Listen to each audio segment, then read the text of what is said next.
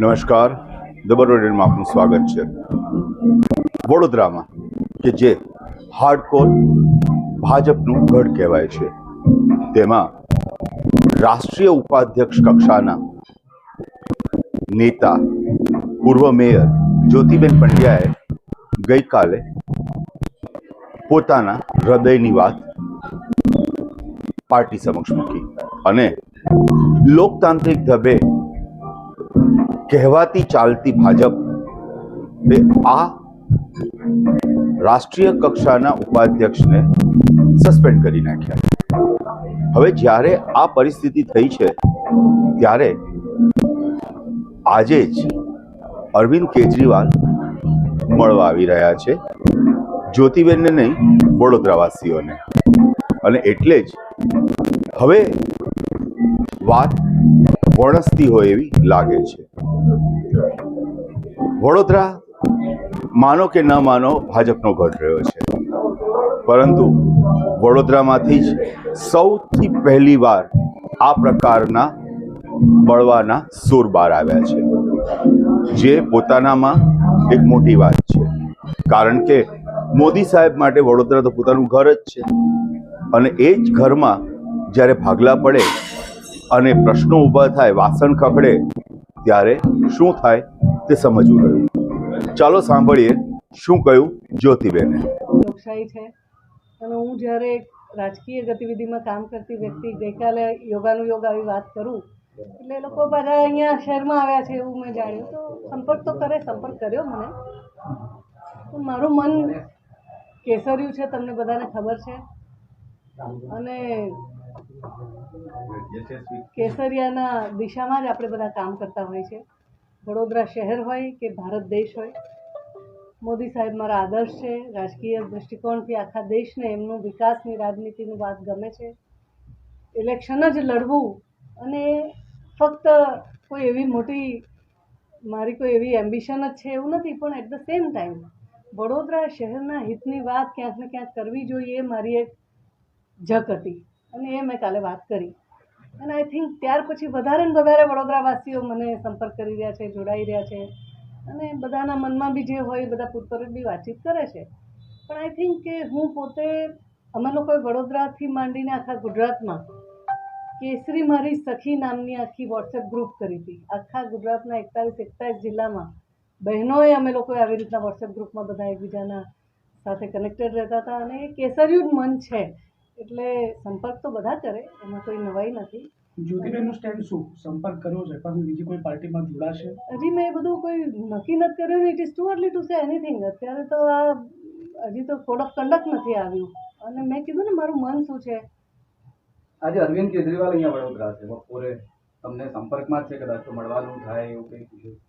ના, મને સંપર્કમાં છે, પણ મને મળવાનું કે એવું તો મેં કોઈ વાત નથી કરી, અને મને એ બધું મન હજી કશું મેં બનાવ્યું નથી. મારું તો ઇલેક્શન લડવું કેમ એ હજી મારા વડોદરાના બધા મિત્રો સાથે વાતચીત કરું છું, બધા કહે બધું કંઈક વિચારીએ ત્યારની વાત ત્યારે. પરંતુ જે ઇલેક્શનનો વિષય છે ઇટ ઇઝ ફાર અવે.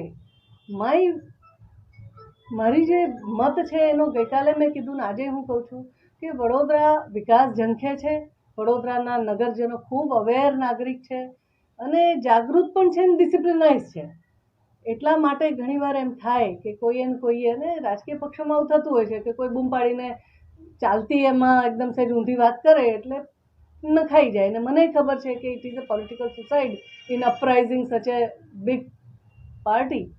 અને હું પોતે ઓફિસ બેરર તરીકે રહી છું. ગઈકાલ મને સસ્પેન્ડ કરી છે, એના માટે ઘણા બધાને દુઃખ છે, અને ઘણા મારા સાથીઓ રડે પણ છે, બહેનો. પણ હવે શું કરી શકાય? ઇટ ઇઝ લાઈક આ ઘટનાક્રમ થયો છે ને થયો છે, તમારા બધાની સામે છે. આ મન કેસર્યું છે, આપણે કીધું હમણાં, પણ હવે શું ઈચ્છો છો? તમારું મન કેસર્યું છે, મતલબ કે તમે હજી પાર્ટી તમને છોડવી નથી.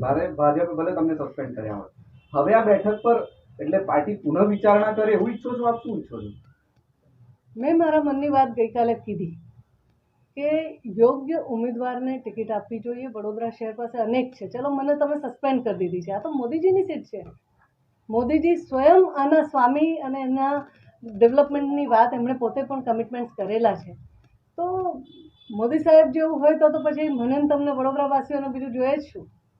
એટલે ઈચ્છીએ છીએ કે વિકાસ થાય, આવનારા સમયમાં વડોદરા પણ ઝગમગતું થાય અને આપણા વડોદરાવાસીઓને કંઈક વધારે સંતોષ થાય એવું બધા મળીને કામ કરીએ. પુનઃ વિચારણાની વાત મૂકી આપ એવું તમે. ઈચ્છો છો કે ભાજપ એક વખત માફ કરીને તમને ફરીથી પાછા લઈ લે, કે એક વખત બધાને માફી મળે તો તમને બી મળવી જોઈએ? ભારતીય જનતા પાર્ટી વિદ્વાનોની પાર્ટી છે અને હું ખૂબ નાની વ્યક્તિ છું.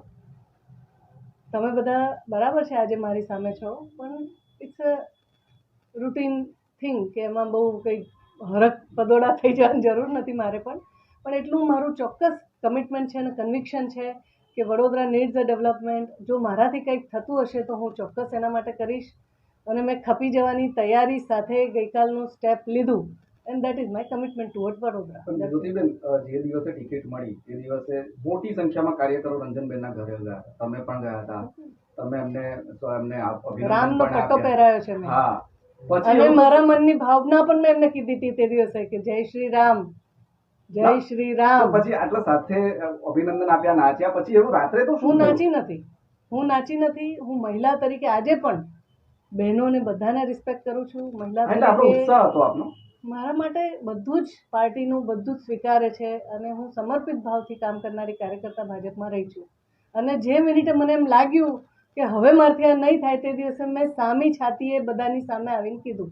That's my way of handling. ના, પણ એ રાત્રે શું થયું? કારણ કે બીજા દિવસે તમે પછી મીડિયાની સામે આવી ગયા. આની પાછળ એક વાત બીજી એવી પણ છે કે જ્યોતિબેનને બીજા કોઈનો દોરી સંચાર છે. જ્યોતિબેનને વડોદરાના લોકોનો દોરી સંચાર છે અને વડોદરાના લોકો જે મને કહે છે એવું કરીશ. કે ભાજપમાંથી કોઈ સંપર્કમાં છે અત્યારે તમારી સાથે? કારણ કે રંજનબેન કે કોઈની સાથે તમારે વાત થઈ કે બેન આ ખોટું થયું, શું થયું તમારી જોડે? કોઈ આવ્યું છે ખરું? કોઈ મોવડી મંડળ કે એમાંથી કોઈ? મને સસ્પેન્ડ કરી છે ભારતીય જનતા ના, તો પાર્ટી. મિત્રતા ભાવ તમે કીધું ને જે રીતે કે ના, ભારતીય જનતા પાર્ટીએ ગઈકાલે મને સસ્પેન્ડ કરી છે અને મને એનું કંઈ દુઃખ નથી, કારણ કે એવું કરવું જ પડે કોઈ પણ પોલિટિકલ પાર્ટીએ. Once I am in front of press, what I am speaking is not towards their line. અને સસ્પેન્ડ કરવામાં તો ક્યાં અમારા સાહેબો કમ ખુદા છે. આમ આદમી પાર્ટીના લોકો આપ કોન્ટેક્ટ કરી રહ્યા છે, તો એમના વિચારધારાથી આપ સહેમત છો આમ આદમી પાર્ટી? હું વિચારધારાની વાત નથી કરતી. હું કહું છું કે દેશની લોકશાહીને જ્વલંત રાખવા માટે દેશમાં અધર પાર્ટીઝ પણ હોવી જોઈએ. દેશમાં દરેક વાતને રજૂઆત કરનારા અને જનતાના વિચારને પરફોર્મન્સ દ્વારા આગળ લાવનારા લોકો પણ હોવા જોઈએ. અને આ દેશની લોકશાહી સૌથી આપણી પાવરફુલ ડેમોક્રેસી છે. પણ બેન, તમે એવી વાત કરો છો કે બીજી પાર્ટી હોવી જોઈએ, પણ ભાજપ તો ઈચ્છે છે કે કોઈ પાર્ટી જ ના હોય, કોંગ્રેસ શૂન્ય થઈ જાય, કોઈ વિપક્ષ જ હવે ના આજે હોય. મન શા માટકો છો એવું બધું? ના, એટલે today I am no more Bhajap. Today I am no more Bhajap. I have a હવે આપ ફ્રીડમ. કહી શકો તો ખુલકર આપ હવે કહી ખુલીને કહી શકો. શકો છો તમે. આજે મને- ખુલીને કહી શકશો આપ. મેં કીધું ને કે લોકશાહી દેશની એક તાકાત છે જી. અને 140 કરોડની જનતા, do you know the power of one? આટલી મોટી ડેમોક્રેસીનો પાવર જે દુનિયામાં એસ્ટાબ્લિશ થઈ ગયો છે. મારી ને તમારી તાકાત છે કે આપણે આ દેશની લોકશાહીને આપણે, અને હું પણ આવું ખુલીને વાત કરી શકું છું તમારા બધા સાથે. આઈ બિંગ અ ફિમેલ, મારી પાસે કોઈ એવા રેસ્ટ્રિક્શન નથી. બાબા સાહેબે ડે 1 થી આપણું સંવિધાન બન્યું ત્યારથી આપણને મત આપવાનો અધિકાર મહિલાઓને આપ્યો. અમારે મહિલાઓએ, દેશની મહિલાઓ લડવું ના પડ્યું કે અમને પણ મત આપવાનો અધિકાર આપ્યો. જ્યારે કે જે લોકો અમુક બ્રિટનવાળાને બધાને લડવું પડ્યું બહેનોને. તો વી આર બીન બ્લેસ્ડ. અને એવું નથી કે બધું ખરાબ જ ખરાબ છે. હું તો પોઝિટિવ વિચારવાળી વ્યક્તિ છું. જ્યાં ખરાબ લાગ્યું ત્યાં ટકોર કરી. તમે બધા વડોદરાવાસીઓ સાથે છે, જે લાગવું પડશે નિર્ણય આ લઈશું. 24 કલાકના ઘટનાક્રમમાં તમે ક્યાંય તમને એવું લાગ્યું કે ભારતીય જનતા પાર્ટીમાં ગોડફાધર વગર કોઈનો ઉધાર નથી?